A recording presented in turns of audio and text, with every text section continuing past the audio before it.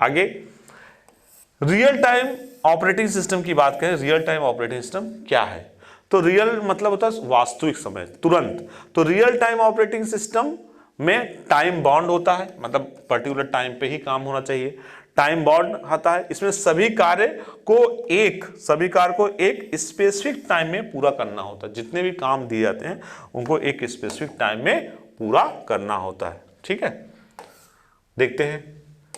अगर real time की बात करें तो रियल टाइम ऑपरेटिंग सिस्टम को एम्बेडेड ऑपरेटिंग सिस्टम भी कहते हैं। क्यों कहते हैं एम्बेड? एम्बेड मतलब होता है धंसा होना। क्योंकि रियल टाइम ऑपरेटिंग सिस्टम जिस सिस्टम में होता है उसके अंदर एक तरह से इनबिल्ट हो जाता है, इसीलिए इसे रियल टाइम ऑपरेटिंग सिस्टम को एम्बेडेड ऑपरेटिंग सिस्टम के नाम से भी जानते हैं।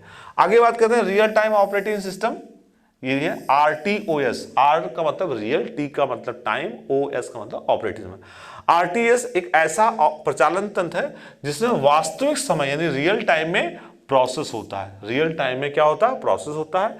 अर्थात यूजर द्वारा जो प्रोसेसिंग का रिक्वेस्ट करता है, यूजर प्रोसेसिंग का रिक्वेस्ट करता है, करते ही उसे परिणाम उपलब्ध हो जाता है। यानी जैसे ही उसने प्रोसेस किया तुरंत, यानी क्विक होता है, इसीलिए इसे रियल टाइम बोलते हैं।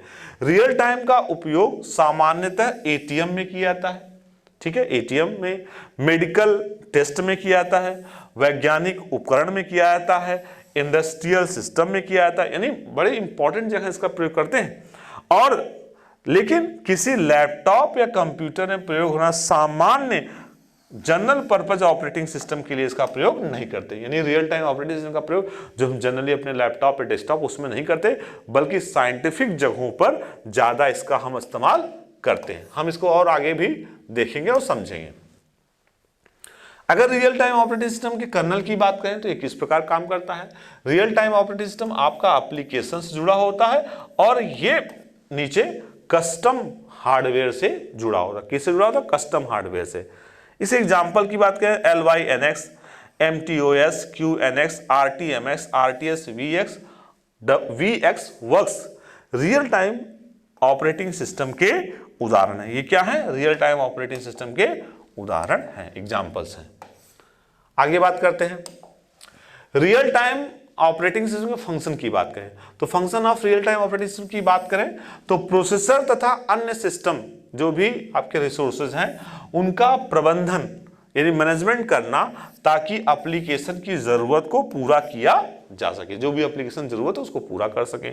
आगे अगर हम बात करते हैं रियल टाइम की तो सिस्टम इवेंट के साथ सिंक्रोनाइजेस, मतलब सिस्टम इवेंट के साथ जुड़ जाता है। जो भी सिस्टम इवेंट है उसके साथ जुड़ जाता है तथा तुरंत प्रतिक्रिया देता है। तुरंत क्या देता है? Response.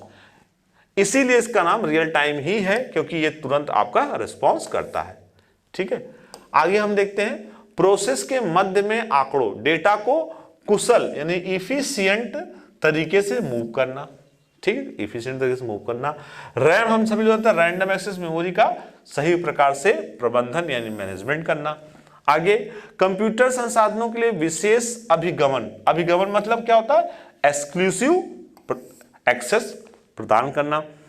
Real time operating system कुछ उदाहरण हैं, इन उदाहरण को हम समझते हैं कि ये उदाहरण कौन कौन से हैं रियल टाइम से। पहला है एयरलाइंस रिजर्वेशन सिस्टम। जो एयरलाइंस रिजर्वेशन सिस्टम है इसी पे बेस्ड है। दूसरा है एयर ट्रैफिक कंट्रोल सिस्टम है। नेक्स्ट है वे सिस्टम जो तुरंत अपडेट देते हैं, वो सारे सिस्टम जो तुरंत अपडेट देते हैं वो रियल टाइम कहलाते हैं।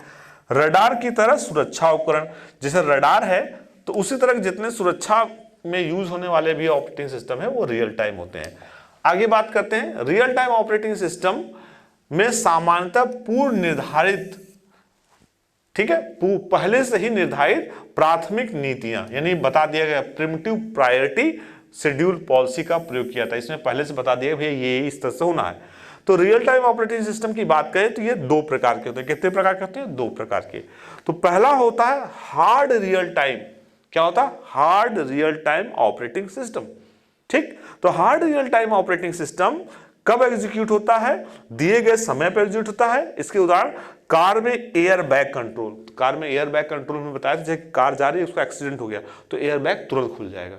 तो ये कब होगा? जैसे एक्सीडेंट होगा तुरंत खुल जाएगा, जिसमें जितने भी यात्री होंगे, जितने भी पैसेंजर होंगे, कार में जितने भी लोग बैठे होंगे वो बच जाएंगे। तो एंटी लॉक ब्रेक भी इसी तरह होगा, इंजन कंट्रोल सिस्टम इत्यादि, यानी ये हार्ड रियल टाइम है, ठीक है, इसलिए इसको बोलते हैं हार्ड रियल टाइम।